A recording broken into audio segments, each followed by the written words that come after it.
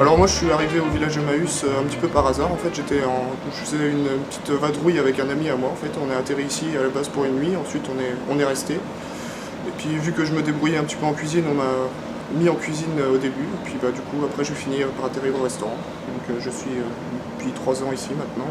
Donc oui, moi je suis arrivée au village, au restaurant, dans cet atelier en tant que stagiaire. On peut arriver ici sans forcément de formation. Après, je pense que, comme dans tous les ateliers, un petit peu de bonne volonté et puis de l'intérêt pour le travail. Et je pense qu'après, on peut très vite progresser et réussir à faire des choses très bien à la fin. On a accueilli ensuite d'autres stagiaires les années suivantes du même organisme de formation que moi et d'autres organismes de formation et même d'autres pays. Et on reçoit beaucoup de monde, donc il y a beaucoup d'échanges, de partage. Notamment, on a un partenariat avec la région de Cota Baja en Bolivie. Et souvent, les Boliviens viennent une fois de temps en temps. Ils viennent, ils partagent leur savoir-faire et on partage le nôtre. Donc on reçoit aussi des bénévoles au restaurant, des gens qui sont là pour un court laps de temps, qui veulent expérimenter plusieurs ateliers. Donc quand ils veulent venir au restaurant, on leur donne la possibilité par exemple de faire des choses qu'ils ont peut-être déjà vues à titre individuel, comme un dessert, un gâteau, des choses simples, mais qui leur permet de participer à l'activité du resto aussi. Alors en ce moment, moi je suis à la crêperie. Je travaille juste à côté à la crêperie, donc voilà, l'après-midi, puis le matin je suis un petit peu polyvalent, faire ma mise en place, préparer les pâtes à crêpes, tout ça. Et puis j'ai un petit peu derrière en cuisine, à plusieurs ateliers, je suis un petit peu polyvalent ici. Donc, voilà. Alors je suis venu ici parce que ça fait quelques années que je viens ici, c'est un village qui me plaît, qui me tient à cœur, les valeurs sont sympas, donc voilà, c'est un peu tout ça qui est réuni, donc moi ça me plaît, et donc voilà. Ben, nous, ça nous apporte beaucoup parce que ça nous force à faire de la formation. Voilà, ça nous apporte à nous personnellement. Et puis ça nous apporte aussi des techniques parce qu'il y a des choses on ne maîtrise pas tout. Voilà, on est toujours en formation même dans notre métier. Et donc c'est vrai que ça nous permet d'acquérir d'autres techniques, des techniques différentes ou des associations de saveurs, des choses auxquelles on n'aurait pas forcément pensé et qui se pratiquent quotidiennement ou de façon plus populaire ailleurs dans le monde ou en France. L'intérêt de se retrouver aujourd'hui, c'est d'échanger sur l'importance de l'ouverture du village vers l'extérieur. Et les moyens que l'on trouve pour ouvrir le village vers l'extérieur, c'est bien entendu le bar en l'occurrence, puisque toi tu tiens le bar, et tu vas nous en dire un petit peu quel en est tout l'intérêt de cette ouverture du bar, les rencontres que ça peut développer, mais aussi ce qu'on a développé, c'est toute la dynamique culturelle à travers des ateliers comme l'art plastique, l'origami, les contes, qui justement fait rencontrer des gens, des enfants, des familles, des gens, et qui nous permet à nous, au niveau du village, de s'ouvrir vers l'extérieur. Toi, Anne, par exemple, tu as ouvert cette activité d'art plastique depuis à peu près une année, c'est ça? Donc, fais-nous-en un petit peu le compte rendu, dis-nous un petit peu ton ressenti par rapport à ces rencontres que tu as aussi bien avec des enfants, aussi bien avec des adultes qui viennent participer à l'art plastique.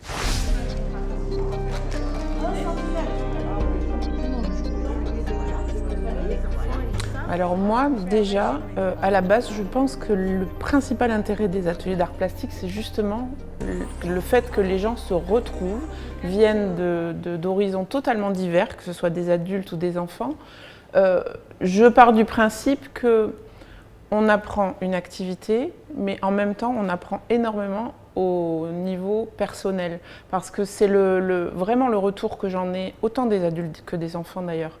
Ils viennent ici pour rencontrer des gens, avant tout, parce qu'ils sont intéressés par les arts plastiques et les travaux manuels en général, mais c'est vraiment le plaisir de se retrouver toutes les semaines et de faire une activité ensemble. J'ai l'impression que c'est ce qui manque le plus aux gens aujourd'hui, c'est vraiment la rencontre en fait, le rendez-vous hebdomadaire autour d'une activité. Et je pense qu'Emmaüs offre ça, c'est-à-dire que les gens viennent ici sans a priori, se retrouvent, apprécient l'activité et ensuite apprécient le fait de se retrouver ensemble. C'est vraiment la deuxième étape.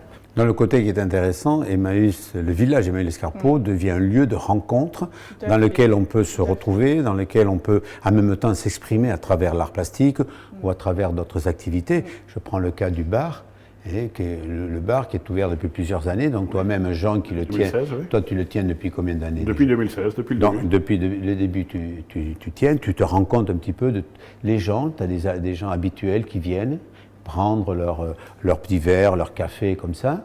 Et tu crées du lien aussi, et en même temps, il y a de la rencontre, de la curiosité de ces gens par rapport au fonctionnement du village. Exactement, il y a les habitués qui viennent tous les jours, qui viennent qui viennent boire le petit café. Il y a monsieur qui vient boire le café pendant que madame fait ses courses à côté. Par exemple, il y a des questions, il y a des gens qui découvrent encore toujours qu'on a un bar. C'est ce que j'appelle le bouche à oreille, qui découvrent. En plus, ils ont la vue sur le village. Ça les fait poser des questions. Les compagnons, ils sont logés ici. Est-ce qu'on fait camping? Les compagnons, c'est quoi le statut compagnon? Oui, c'est un lieu qui... C'est-à-dire que les clients qui viennent ont la curiosité de comment fonctionne le village. Il y a des clients qui viennent... Ça, c'était important. Il y a des clients qui viennent et qui posent des questions, oui, qui sont curieux, qui ont peut-être des a priori pour certains, parce qu'ils ont entendu parler d'Emmaüs, en général, qu'ils ont entendu parler de Germain. Ils posent des questions et on répond. Ça permet d'échanger, ça permet de... Voilà. Et en même temps, ça permet aussi à des membres du village qui viennent prendre leur café ou leur verre, de rencontrer aussi des clients de l'extérieur, d'échanger. Exactement. Donc on est vraiment dans un lieu de rencontre. C'est un lieu de rencontre, d'échange. Parce que ça, c'est ce qui est très, très, très intéressant et important pour le village, pour les gens, autant des gens de l'extérieur que des gens de l'intérieur. Absolument. Je crois que ça, c'est ça qui est intéressant. C'est le plus important. Il faut pas, ça sert à rien de... Si c'est pour faire un bar, comme on a fait avant le foyer, où c'est que pour les compagnons, oui, c'est un bar sans plus. Surtout qu'en plus, on a l'objectif d'ouvrir le bistrot du village, là, au nouvel endroit, qui va encore beaucoup plus développer de la rencontre à travers les différentes activités culturelles qu'on va développer. Je crois que c'est ça qui est intéressant. C'est très intéressant. Ça permet de faire connaître Emmaüs, l'Escarpot.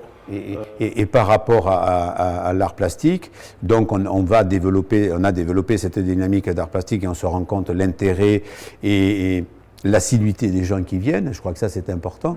Mais en même temps, ça nous donne envie de développer d'autres activités, telles que l'origami, telles que des contes, ce qu'on va faire pendant ces vacances de Noël, mais avec l'objectif de continuer pendant toute l'année pour pouvoir justement permettre aux gens de venir participer à ces activités pour le moindre coût, puisque c'est les gens qui viennent, c'est gratuit, et l'exigence qui est demandée, c'est qu'ils participent une après-midi par trimestre à l'activité du village pour découvrir le village. Je crois que ça, c'est intéressant. C'est très intéressant parce que j'ai le retour, moi maintenant, des élèves qui ont fait leur première demi-journée de bénévolat, et tous reviennent en me disant j'ai adoré parce que j'ai rencontré des gens. Je n'imaginais pas qu'il y avait des gens comme ça à Emmaüs. C'est vrai que voir de l'intérieur, ça change les choses. Et surtout, ils découvrent aussi l'activité. J'ai beaucoup de gens qui m'ont dit « mais j'aurais jamais imaginé la quantité de vêtements, d'objets qui sont triés, recyclés, réutilisés du coup ici. » Et par cette occasion aussi, rencontrer les gens qui sont à la tête de ces ateliers différents. Et tous me disent, je vais revenir, je vais en refaire, en dehors du bénévolat demandé en échange des cours d'art plastique. Ça, c'est vraiment très intéressant. Et il y a aussi une demande au niveau de ma vingtaine d'élèves adultes. Ils sont très intéressés par le recyclage, justement, par la recyclerie en général. Et tous sont demandeurs éventuellement une activité de création à partir du recyclage. Oui, donc, c'est vraiment quelque chose qui les intéresse. Ce qui est intéressant dans ce que tu dis, c'est qu'à partir du moment où les gens viennent participer à l'art plastique, qui est la première raison pour laquelle ils viennent, en même temps ils découvrent la réalité du village avec tout ce matériel que l'on récupère, toutes les possibilités qu'il puisse y avoir, donc ça amène des idées, ça amène de la création. Et ça, c'est intéressant. J'ai des élèves qui me disent je regrette d'avoir autant acheté dans des magasins. Ça, c'est une remarque que j'ai trouvée formidable parce que c'est quand même une des actions d'Emmaüs, quoi. J'ai trouvé ça génial que les gens se mettent à réfléchir sur leur façon d'acheter. La façon de consommer, mais ce qui est intéressant aujourd'hui, et on le voit très bien sur le plan, je vais dire, politique et de la sensibilisation qui est de savoir comment on redonne une seconde vie aux objets.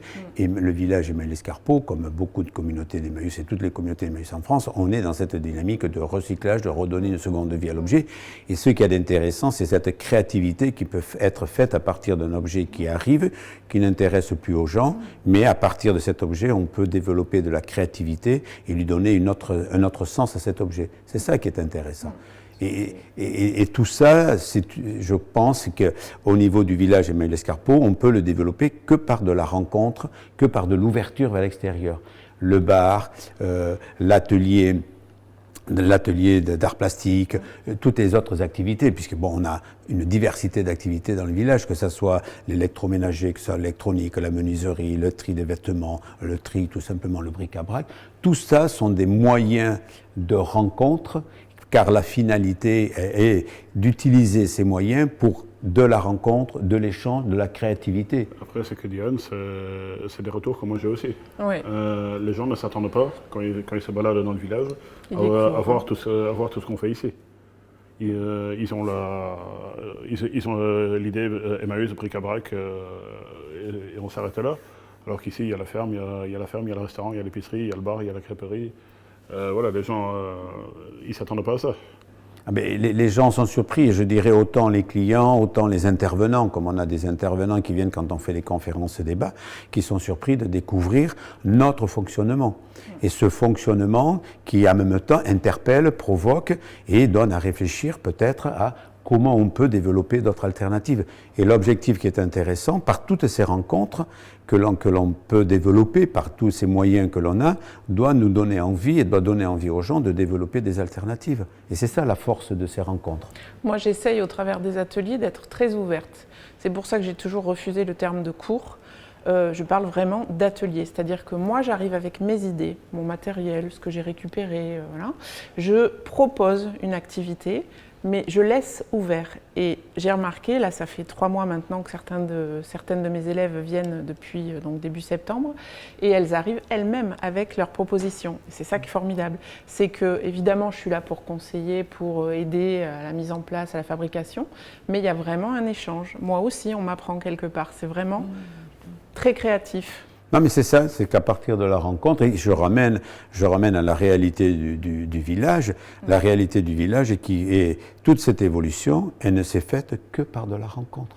Les interpellations qu'il y a pu y avoir par les gens qui sont venus nous rencontrer, que ce soit des compagnons, que ce soit des salariés, que ce soit des intervenants, des artistes, puisqu'on a eu des artistes pour les festivals qu'on a pu faire, toutes ces rencontres nous ont donné envie, et c'est ça la force de la rencontre, ça nous donne envie d'évoluer, ça nous donne envie de grandir. Et c'est vrai qu'aujourd'hui, il faut qu'on développe encore plus ces rencontres.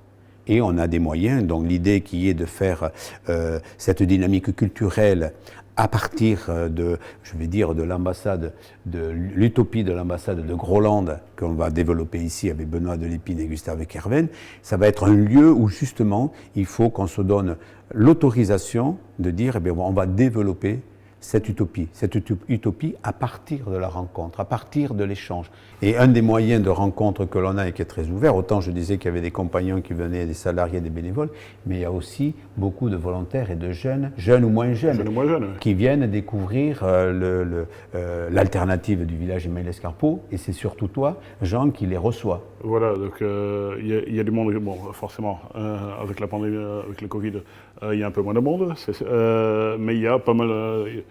Il y a du monde qui vient, il y en a de plus en plus qui vient, qui se pose des questions, qui découvre, qui vient, qui revient, qui vient parce qu'ils ont entendu parler par quelqu'un qui est venu. Donc oui, après tout l'enjeu, je crois, c'est de les accueillir comme il faut et de les donner envie de passer un bon séjour. Voilà, surtout que ces jeunes-là, ou moins jeunes, ils viennent pour des fois 2 ou 3 jours, une semaine, voilà, un mois. Il y a des séjours divers et variés. Il y en a qui viennent, comme tu dis, pour quelques jours. Il y en a qui viennent pour quelques semaines. Il y en a qui viennent à la base pour quelques jours, qui restent comme compagnons. Mais c'est ce qui deviennent compagnons. Voilà. Non, mais le côté qui est très intéressant, c'est cette ouverture, quoi. Tout le monde peut venir ici. Tout le monde peut venir, jeune, moins jeune, à partir du moment où tu as 18 ans, où tu es majeur, et que tu as du temps à donner, tu viens, on t'accueille. Et Stéphane Hessel le dit très bien, à partir du moment que l'on crée de la rencontre, on fait de la résistance. Mais pas une résistance politicienne, mais une vraie résistance constructive, positive, objective pour lui-même.